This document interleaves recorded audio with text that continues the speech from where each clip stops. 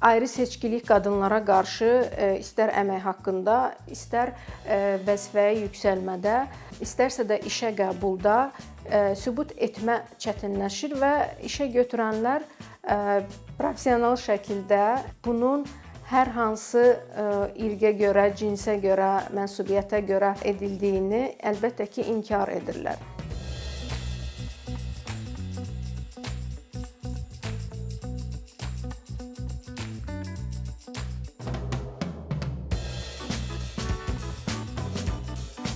Azərbaycan Respublikasının qanunvericiliyində əlbəttə ki, seksual qısnamaya görə və eyni zamanda cinsi mənsubiyyətinə görə ayrı seçkilik edilməsi yol verilməz haldır. Cinsi mənsubiyyətinə görə ayrı seçkilik hallarına qadınlar daha çox məruz qalırlar və bu nə ilə ifadə olunur? Deyək ki, iş yerlərində qadınların əsasən hamiləliyə və doğuşa görə ayrı seçkiliyə məruz qalması halları baş verir.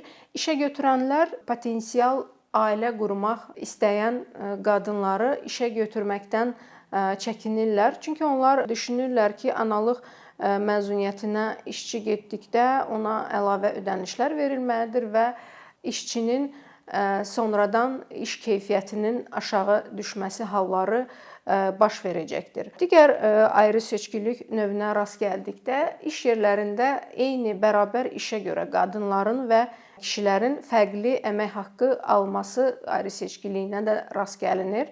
Belə olan halda bərabər işə görə işçilərə fərqli, yəni qadınlara və kişilərə fərqli əmək haqqları nəzərdə tutulur. Digər bir ayrı seçkilik iş yerlərində qadınlara qarşı ayrı seçkilik halları qadınları heç bir səbəb göstərmədən işə götürməkdən imtina edirlər. Bu bəzi stereotiplərlə əlaqəli ola bilər. Qadınlara qarşı hər hansı bir ön yarğı və stereotiplərin olmasından qaynaqlana bilər. Gəlin nəzər yetirək, seksual qısnama nədir? Seksual qısnama iş və əmək münasibətlərində olan işçilərə alçaldıcı rəftar edilməsi, onlara qarşı hər hansı bir seksual hərəkətlər edilməsi, hər hansı bir təkliflər edilməsi ilə təzahür edən davranış biçimidir. Cinsi mənsubiyyətə görə ayrı seçkilik və seksual qısnama hallarının sübut edilməsi çox çətindir. Çünki ayrı seçkilik qadınlara qarşı istər əmək haqqında, istər vəzifəyə yüksəlmədə, istərsə də işə qəbulda sübut etmə çətinləşir və işə götürənlər professional şəkildə bunun hər hansı irqə görə, cinsə görə, mənsubiyyətə görə edildiyini əlbəttə ki, inkar edirlər.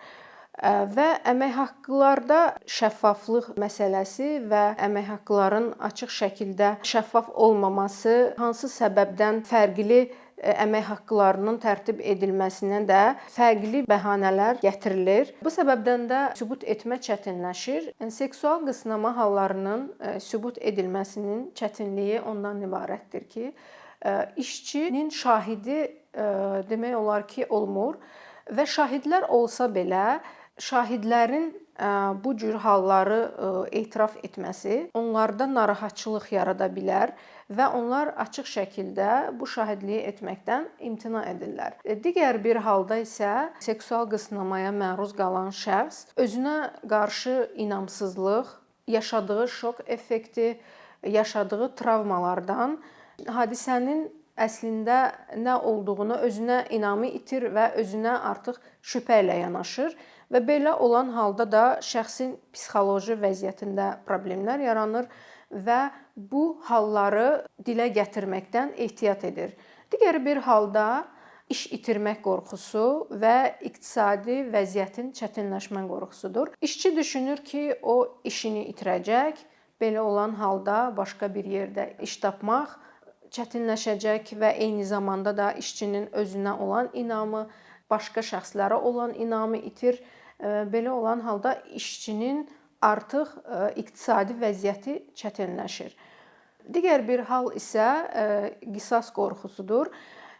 Bu halı dilə gətirdikdə işçi açıq-aşkar ayrı seçkiliyə yenə də qərəzə məruz qalacağından, yenə də işini itirəcəyindən qorxur və bu hallar demək olar ki, dilə gətirilməsi, sübut edilməsi çətinləşir.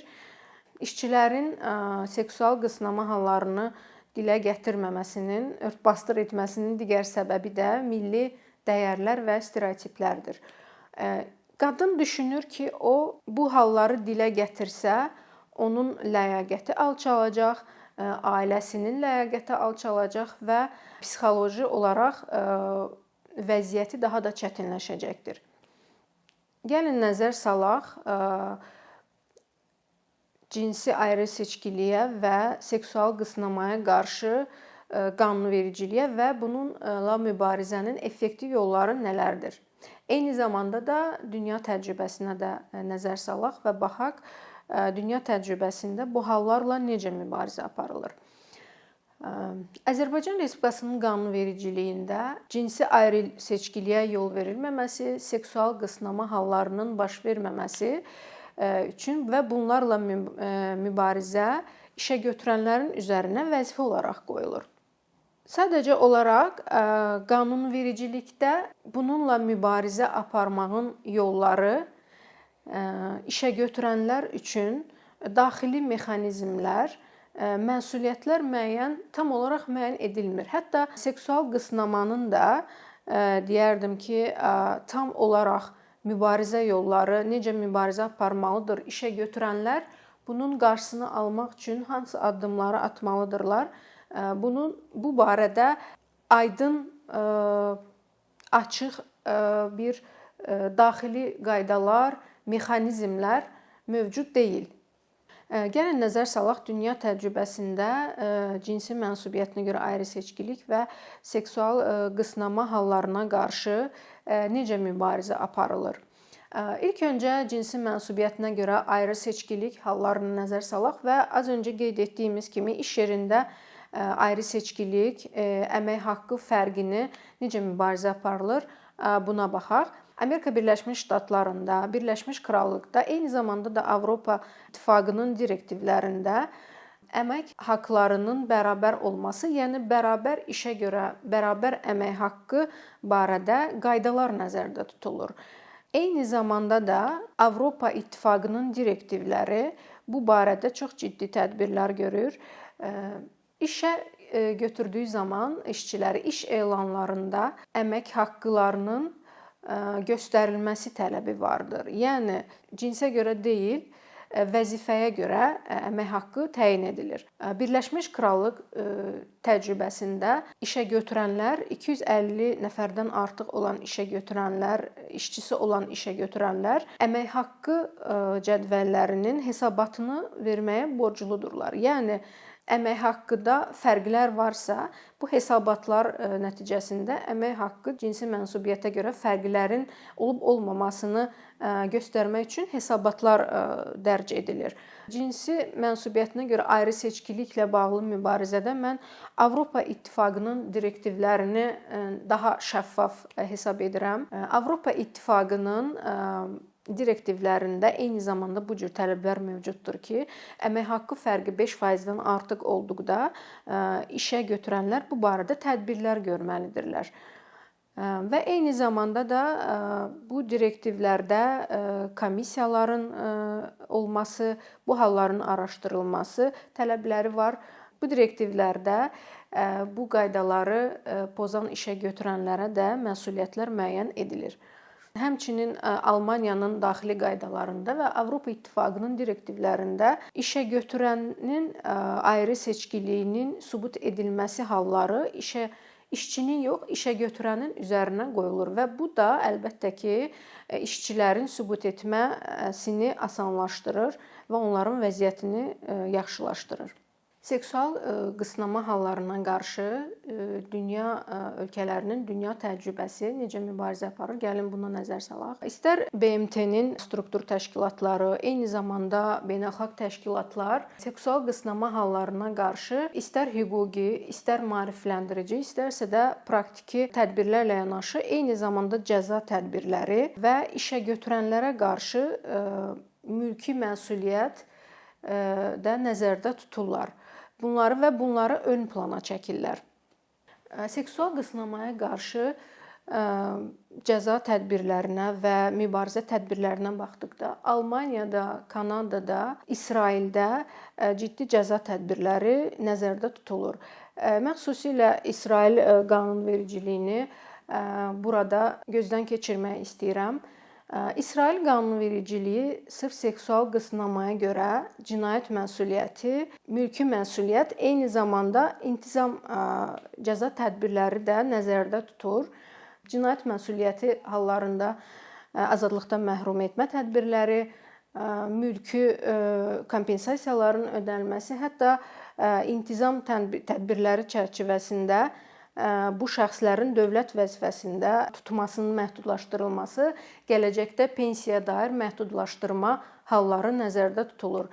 Mən düşünürəm ki, İsrail qanunvericiliyi bu barədə dünya ölkələrinə, dünya təcrübəsinə nəzər saldıqda ən ədalətli və şəffaf qanunvericiliyə malikdir. Yekun olaraq hansı tədbirlər görülməlidir dedikdə, az öncə də qeyd etdiyim kimi, dünya təcrübəsində ən effektiv qanunvericilik, şəffaf qanunvericilik tədbirlərinin də Azərbaycan Respublikasının qanunvericiliyində tətbiq edilməsi, eyni zamanda bu halların sübut etməsini asanlaşdıran, istər ayrı-seçkilik və seksual qısnama hallarının sübut etməsini asanlaşdıran qaydaların, sübut etmə qaydalarının, istər iş yerlərində komissiyaların yaradılmasının hallarını nəzərdən keçirmək olar. Eyni zamanda da maarifləndirmə tədbirləri, insanların daha aydın başa düşəcəyi şəkildə maarifləndirmə və iş yerlərində düşünürəm ki, əsas iş yerlərində bu cür tədbirlərin görülməsi, daxili qaydaların qəbul edilməsi, istər əmək haqqı siyasətində, istər işə götürmə, gender bərabərliyi siyasətində, eyni zamanda da seksual qısnamaya qarşı bu cür tədbirlər, maarifləndirmə tədbirləri, qaydaların qəbul edilməsi halları bu cür vəziyyətlərdə qarşı düşünürəm effektiv təsir göstərəcəkdir.